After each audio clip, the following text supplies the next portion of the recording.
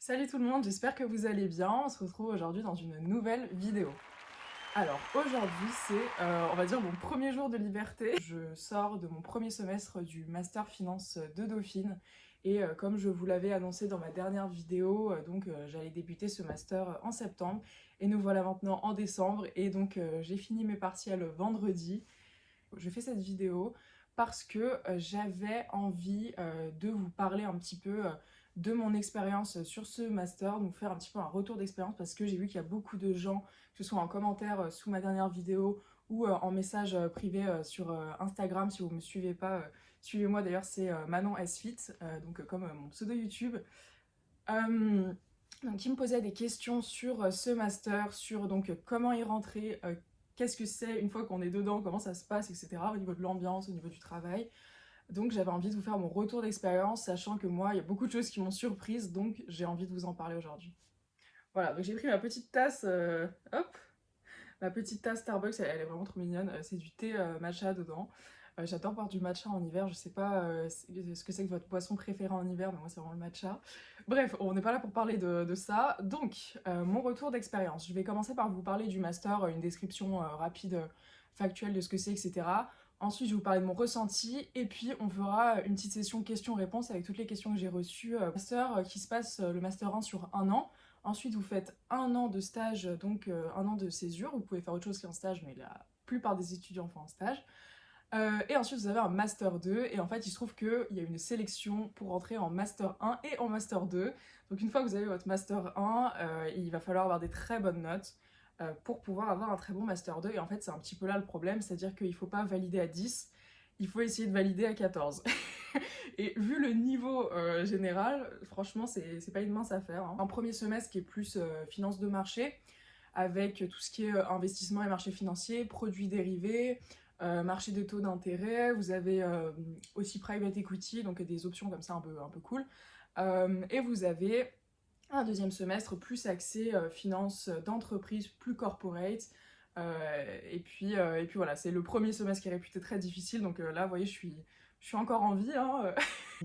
Vous allez avoir une vie, j'ai noté une vie de loup-garou, mais c'est réel. En fait, vous allez vous réveiller que la nuit et toute la journée, vous allez vraiment travailler, vous avez l'impression d'être un robot en fait. C'est-à-dire que vous allez travailler toute la journée pendant 4 mois, de 9h à 22h à la bibliothèque, et c'est comme ça que vous pourrez passer. Ça, c'est un peu badant, mais en fait, il y a vraiment énormément de choses à apprendre. Pour vous dire, une seule matière, par exemple en marché de taux d'intérêt, on a un livre entier à apprendre, donc un livre qui fait 230 pages à apprendre en entier, et ça c'est qu'une seule matière, et on a 8 matières, donc c'est un programme qui est colossal, à caser sur 4 mois, donc il faut, si vous voulez rejoindre ce master, vous préparer à vraiment bosser. Donc il y a une partie avantage, une partie inconvénient. Je dirais que donc dans les avantages, c'est sortir de sa zone de confort tout le temps, parce que pour être bon, vous allez devoir en permanence sortir de votre zone de confort.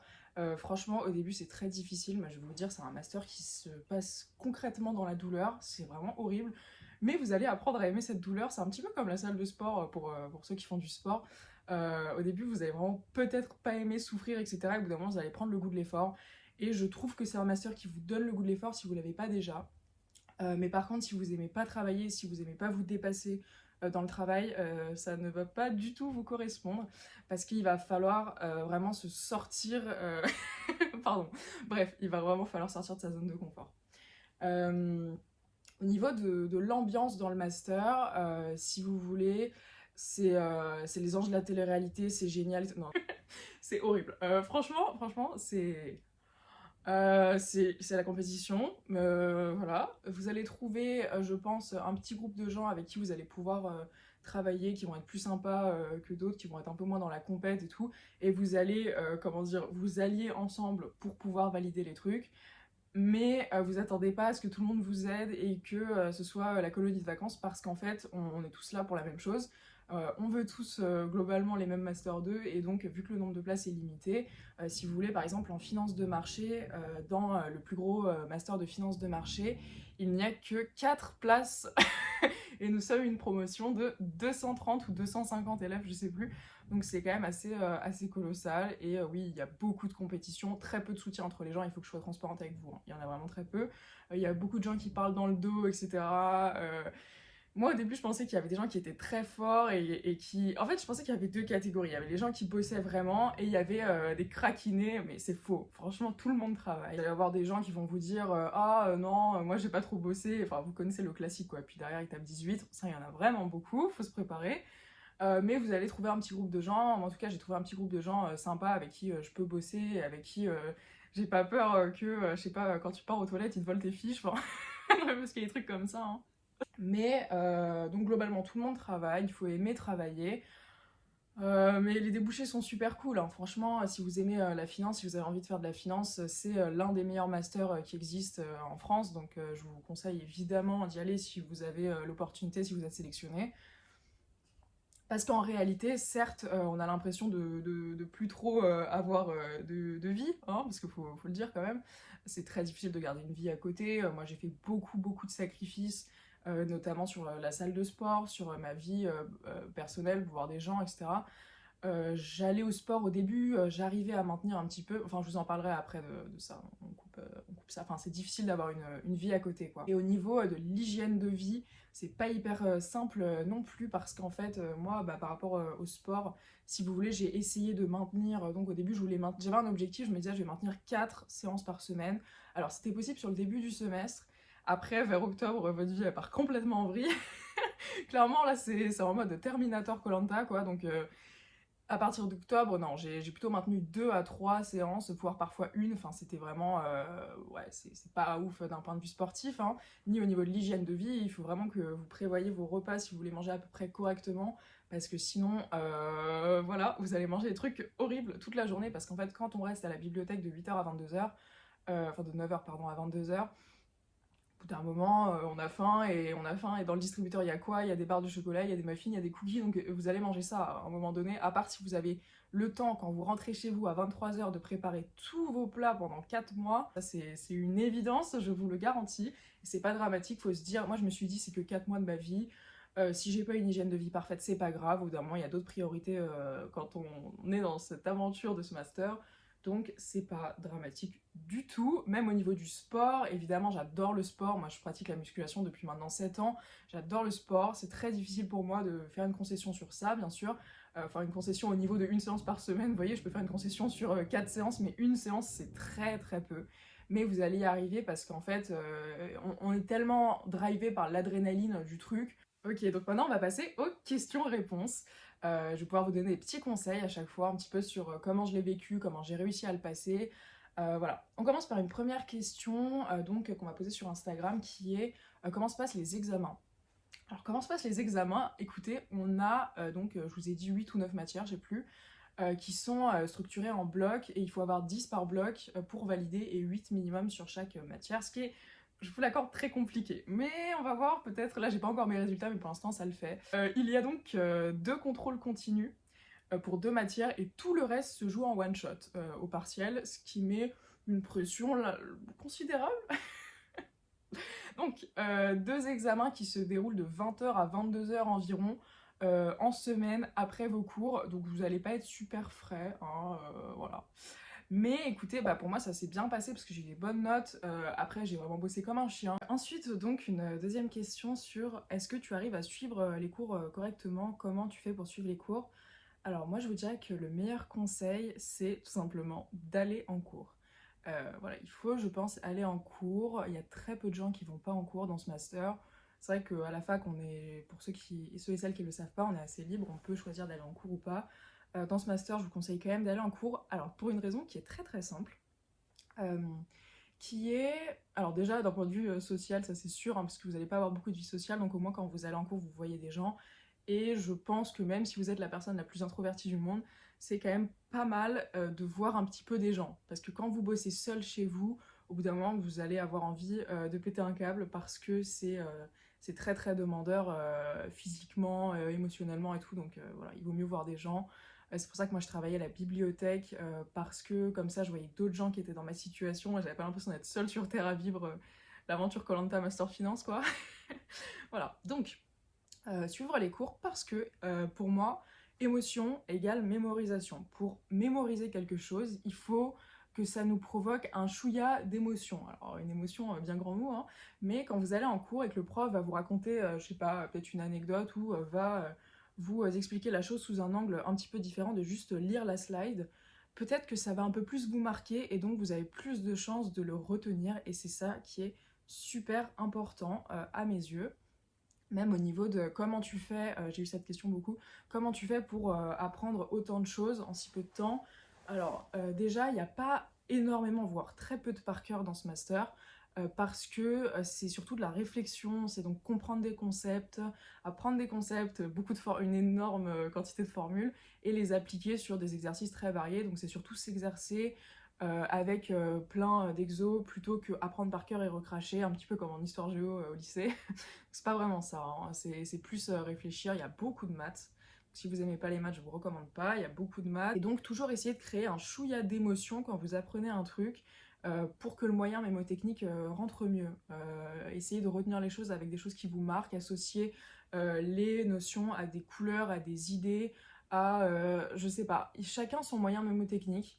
Moi, je sais que ça peut être vraiment très très bête, et surtout avec le stress en fin de période de révision, quand il faut apprendre les derniers trucs qu'on a basé tout le semestre rapidement, ça peut être, par exemple, si vous avez une liste de choses à retenir, apprenez la première lettre de chaque item de la liste, et puis faites-en une phrase, par exemple, ça peut vraiment marcher, je trouve, en associant un concept à une émotion, que vous allez retenir énormément de choses, parce que ça va vous marquer, et au moment de l'examen, quand vous allez être sous stress, vous allez vous rappeler de cette émotion que vous avez eue, vous allez vous dire ah oui c'est ça. Moi ça m'arrive beaucoup quand justement je suis en cours et que le prof explique un truc et que je me dis ah mais c'est vachement contre-intuitif ça, enfin moi j'aurais pas du tout fait ça comme ça, et bah ça va me marquer, je vais me dire ah oui bah je m'étais trompée, ça je me rappelle que je m'étais trompée et donc au moment de l'examen je referai pas l'erreur.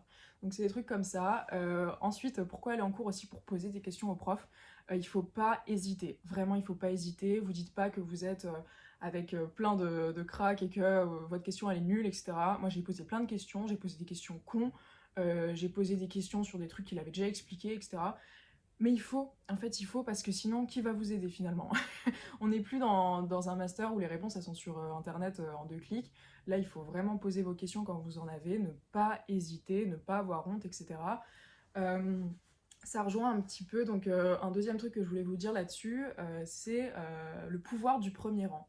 Le pouvoir de se mettre au premier rang, il est complètement sous-estimé, il est vraiment incroyable, parce que quand vous mettez au premier rang, vous allez devoir vous concentrer sur le cours, ça c'est inévitable, mais en fait, dans tous les cas, vous allez vous concentrer sur le cours à cause de l'adrénaline et la pression et les enjeux et tout, enfin bref. Vous allez aussi rencontrer des gens qui se mettent au premier rang, qui sont sérieux, qui vont peut-être vous aider et vous soutenir, enfin c'est pas le cas pour tout le monde, hein, mais voilà, vous allez peut-être trouver des gens qui sont très bosseurs parmi les gens bosseurs, hein, et ça va vous pousser vers le haut. Je pense que ça va vraiment vous pousser vers le haut de vous mettre au premier rang, et il faut pas se sous-estimer, il faut pas se censurer.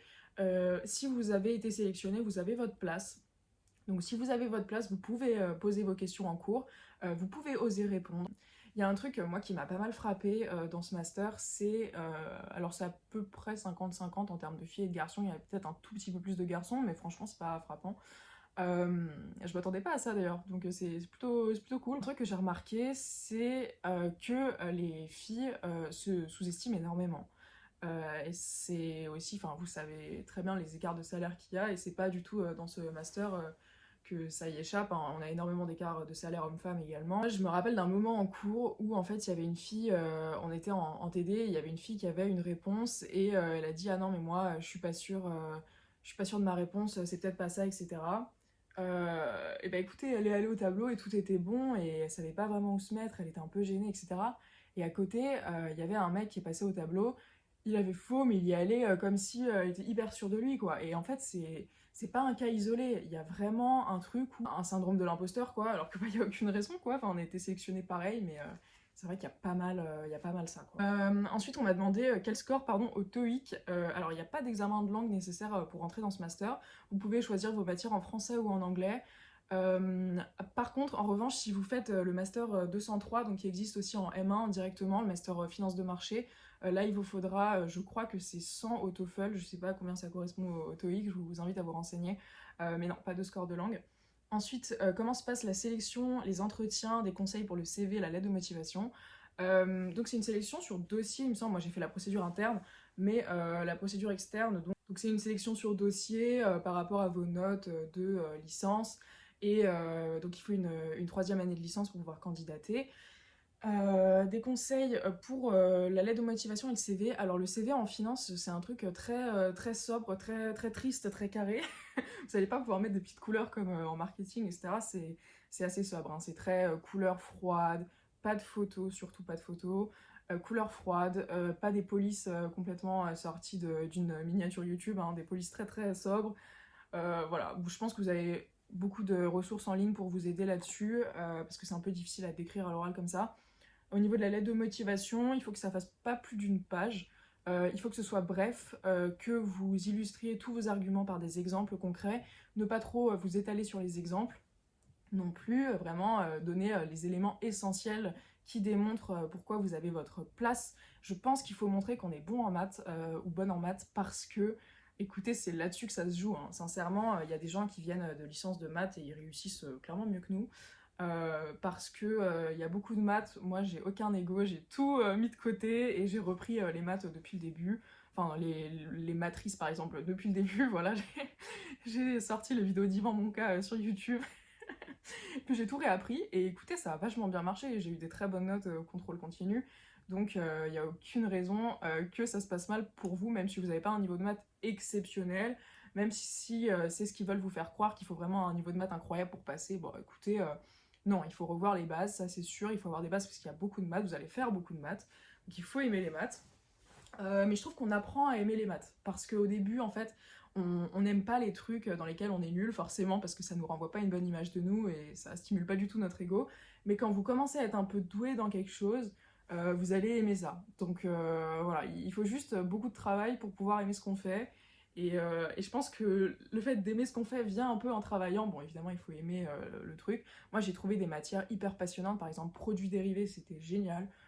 C'est complètement freestyle, c'est des matières très... vous allez avoir des petits déclics un peu mindfuck, quoi. Vous allez vous dire « Ah mais ouais, c'est ça, ça se connecte comme ça », enfin il y a énormément de logique, et ça je trouve ça trop cool. Enfin franchement c'est hyper stimulant, c'est un master qui est hyper stimulant intellectuellement, donc c'est génial.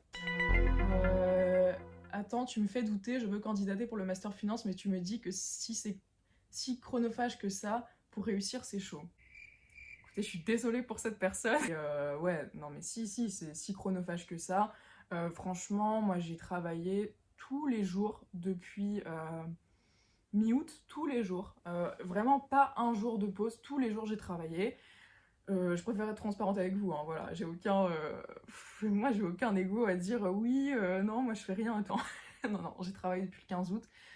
Tous les jours et globalement jusqu'à enfin de tôt le matin je travaille pas, moi j'ai jamais travaillé très tard le soir, mais bon quand même voilà 22h.